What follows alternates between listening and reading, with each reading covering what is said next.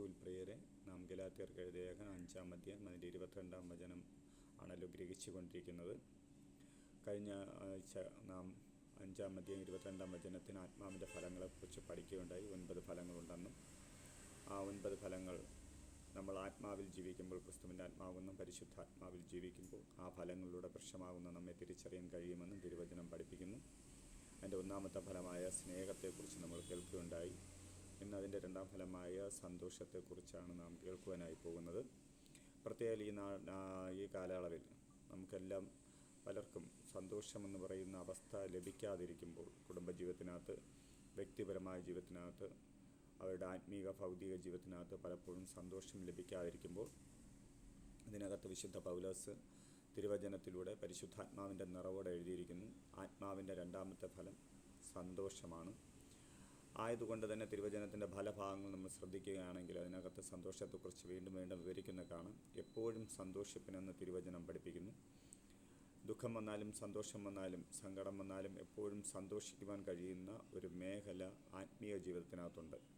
കാരണം നാം ആത്മാവിൻ്റെ ഫലം ആയി മാറുമ്പോൾ, നാം ആത്മാവിൻ്റെ വൃക്ഷമായി മാറുമ്പോൾ നമ്മളിൽ നിന്ന് വരുന്ന ഒരു ആത്മീയ ഫലമായി സന്തോഷം മാറുകയും, നാം എവിടെയായിരുന്നാലും നമ്മുടെ ജീവിതത്തിനകത്ത് എന്ത് പ്രതികൂലങ്ങൾ വന്നാലും ദൈവം നമ്മോട് കൂടെ ഉണ്ടെന്നും ആ ദൈവം നമ്മെ കൈവിടുകയില്ലെന്നും നാം അനാഥരല്ല എന്നും തിരിച്ചറിവുണ്ടാകുകയും, നമ്മെ അനാഥരായി വിടുകയില്ലെന്ന് പറഞ്ഞ ക്രിസ്തു യേശുവിൻ്റെ നാമത്തിൻ്റെ ശക്തി നമ്മുടെ ജീവിതത്തിനകത്ത് വെളിപ്പെടുകയും ചെയ്യും.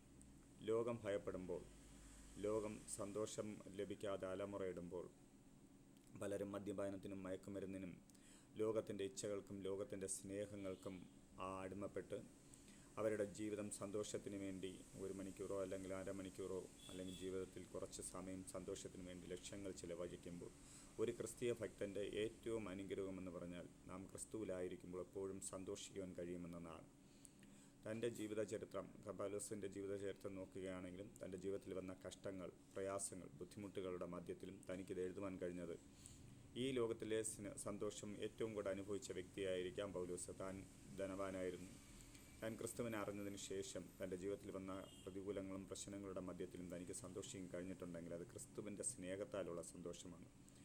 നിങ്ങളോട് സംസാരിക്കുന്ന എൻ്റെ ജീവിതത്തിലും സന്തോഷിക്കുവാൻ കഴിയാത്ത മേഖലകളിലും ഒരു ആത്മീക സന്തോഷം കണ്ടെത്തുവാൻ പരിശുദ്ധാത്മ ഇവിടെ നൽകുന്നത് പോലെ നിങ്ങളുടെ ജീവിതങ്ങളിൽ ഈ നാളുകൾ സന്തോഷത്തോടെ ആയിരിക്കുവാൻ നമ്മൾ പൂർണ്ണമായും ക്രിസ്തുവിൻ്റെ ആത്മാവിനെ പ്രാപിച്ച് ആത്മാവിൻ്റെ ഫലമാകുന്ന സന്തോഷത്തിൽ ജീവിക്കുവാൻ ഞാൻ നിങ്ങൾക്ക് പ്രേരണ നൽകുന്നു. കാരണം ഈ നാളുകളിൽ നമ്മൾ പലവിധ വ്യക്തികളെയും നോക്കുകയാണെങ്കിൽ അവരുടെ ജീവിതം സന്തോഷത്തിന് വേണ്ടി സമയം കഴിയുമ്പോൾ നാം ക്രിസ്തുവിന് വേണ്ടി, ക്രിസ്തു യേശുവിൻ്റെ നാമത്തിന് വേണ്ടി ജീവിതം മാറ്റിവെച്ചാൽ ഉറപ്പായും സന്തോഷം നമ്മുടെ ജീവിതത്തിൽ കടന്നു വരിക തന്നെ ചെയ്യും. ഇന്ന് നിങ്ങൾ കരയുന്ന വിഷയങ്ങൾ, നിങ്ങളിന്ന് സന്തോഷമില്ലാതെ ടെൻഷൻ അടിക്കുന്ന വിഷയങ്ങളുടെ മേൽ ഒരു സന്തോഷം വരട്ടെ. ഈ പകൽക്കാലം ഈ സമയത്ത് നിങ്ങൾ ഈ മെസ്സേജ് കേൾക്കുന്ന സമയത്ത് തന്നെ ദൈവസാന്നിധ്യം നിങ്ങളുടെ ജീവിതത്തിനകത്ത് വെളിപ്പെടുന്നതിന് വേണ്ടി പ്രാർത്ഥിക്കുന്നു. നമുക്ക് ഒരുമിച്ച് പ്രാർത്ഥിക്കാം.